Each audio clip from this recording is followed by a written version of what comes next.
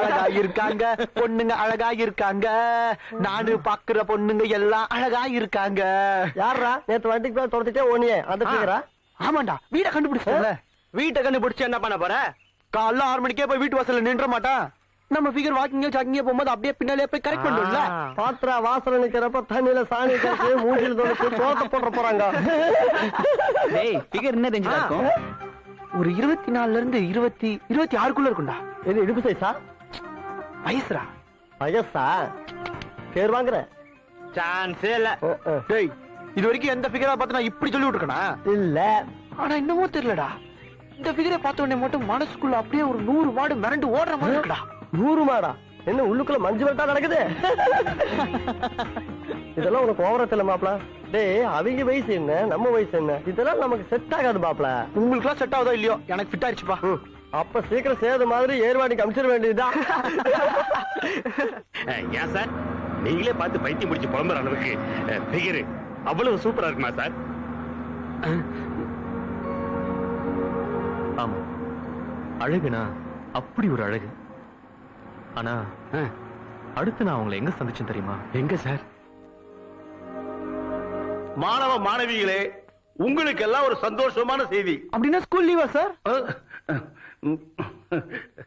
இல்ல, நம்ம ஸ்கூலுக்கு புதுசா ஒரு அட்மிஷன்ஸ் வர போறாங்க.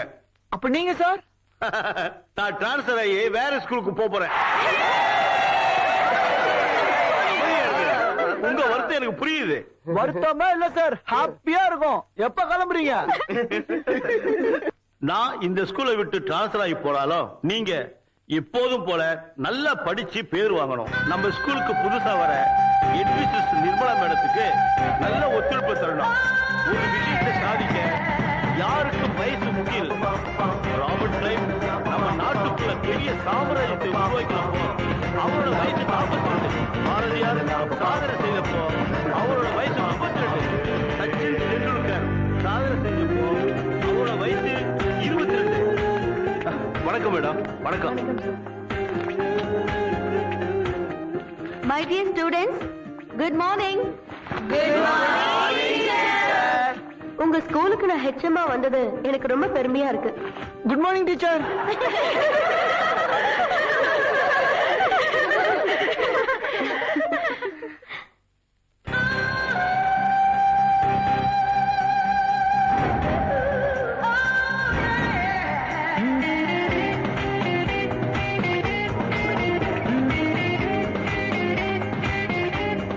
டேய், புது ஹெச்எம் ஃபர்ஸ்ட் பீரியட் நம்ம கிளாஸ் தான் வராங்க, தெரியும்ல?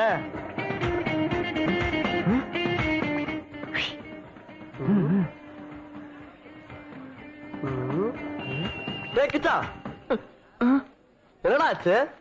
ஏன்டா என்ன குடிச்ச நாய் மாதிரி மூஞ்சி வச்சிருக்க? அது வேற ஒண்ணு இல்லடா, அவன் சைட் அடிச்சு ஃபிகர் டீச்சரா வந்துட்டாங்கல்ல, அதான் ஆஃப் ஆயிட்டான். டேய், இனிமே அவங்களை யாராச்சும் ஃபிகர் கிக்கன்னு சொன்னீங்க எனக்கு கோவம் வந்துரும்டா. பாரா.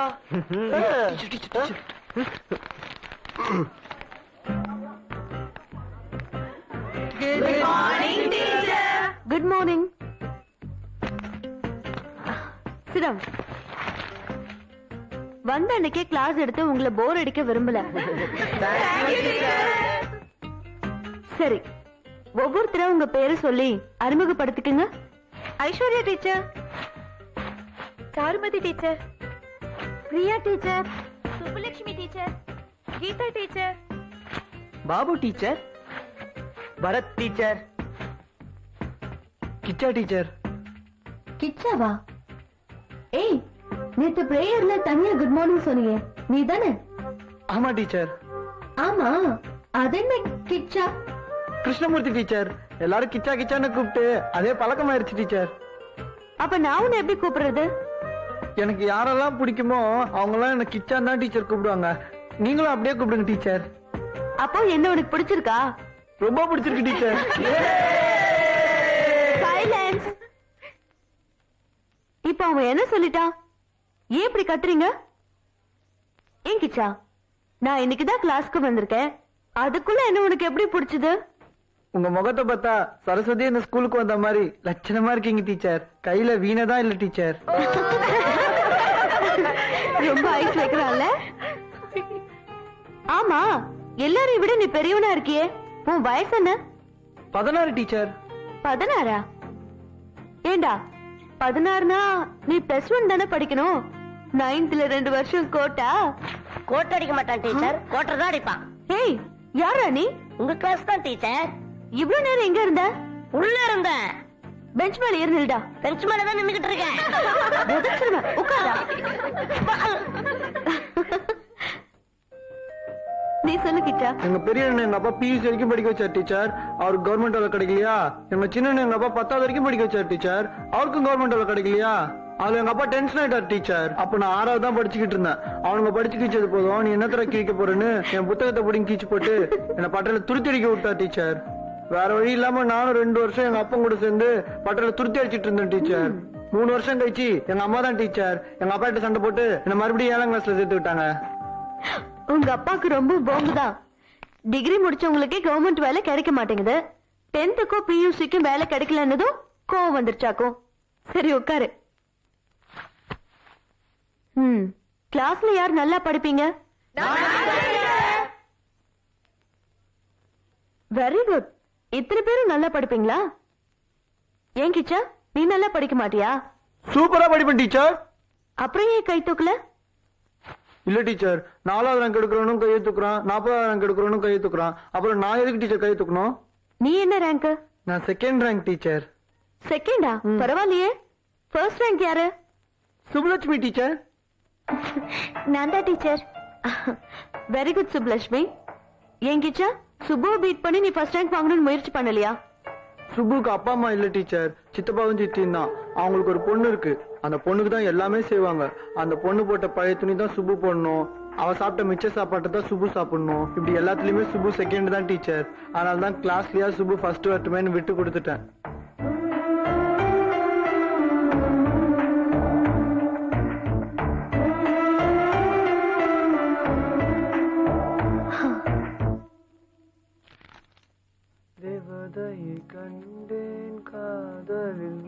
டேய் கிச்சா, டேய். கலந்து விட்டார். என்னாச்சுங்க இவனுக்கு? கொஞ்சம் போட்டுக்க.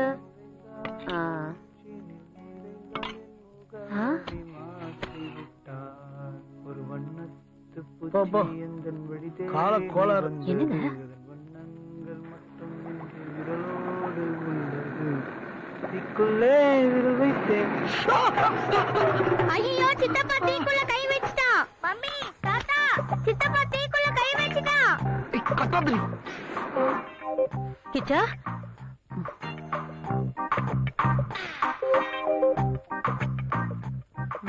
நீ தேவதைய கண்டேன் பாடும் போதே தெரியும் தீக்குள்ள விரல வெப்பேன்னு. டேய் கிச்சா, ஏன்டா இப்படி மென்டல் மாதிரி நடந்துக்கிற? இவ்வளவு நாள் நல்லா தானே இருந்த. இந்த பையன் துருத்தி அடிக்க மட்டும்தான் லாய்க்குன்னு நான் சொல்லிட்டு இருந்தேன். யாரும் என் பேச்ச கேட்கல. மறுபடியும் பள்ளிக்கூடத்துக்கு அனுப்புனீங்க. இப்ப என்ன பண்ணிட்டு வந்து நிக்கிறான்? அவனும் மெண்டல் ஆகி நம்மளையும் மெண்டல் ஆக்குறான். ஒழிஞ்சு போலாம். ஐயோ,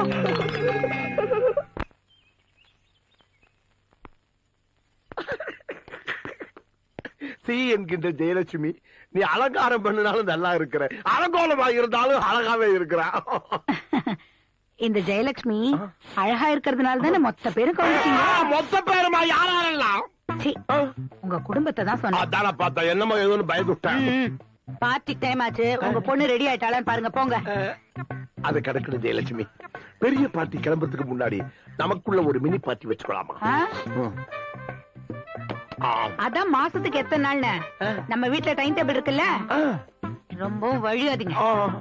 என்னது கவர்மெண்ட் ஒர்க்கிங் டேஸ் மாதிரி சொல்லிட்டு போறா?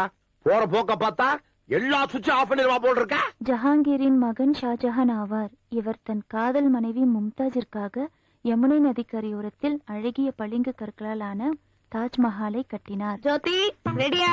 ஷாஜஹான் தன் ஆருயிர் மனைவி மும்தாஜிற்காக தாஜ்மஹாலை கட்டினார். ஷாஜஹான் தன் ஆருயிர் மனைவி மும்தாஜின் நினைவாக தாஜ்மஹாலை கட்டினார். ஷாஜஹான் தன் பாத்தீங்களா? மும்தாஜின் அவன் பொண்டாட்டிக்காக என்னெல்லாமோ கட்டுறான், நீங்களும் இருக்கீங்களே. எனக்காக என்னத்த கட்டி இருக்கீங்க? நீ மட்டும் ஓகேன்னு சொல்லு, உன் தங்கச்சி கழுத்துல தாலி கட்டுறேன். ஏய் சுப்பு, நாங்க ஃபங்க்ஷனுக்கு போயிட்டு சாப்பாட்டுக்கு வீட்டுக்கு தான் வரோம். அதுக்குள்ளயும் எல்லா சோத்தையும் எடுத்து கொட்டிக்காத. நாங்க வந்த பிறகு நீ சாப்பிட்டா போதும். என்ன புரிஞ்சுதா? சரி சித்தி. ஆ.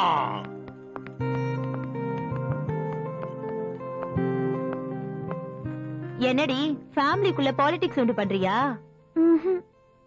படி படி.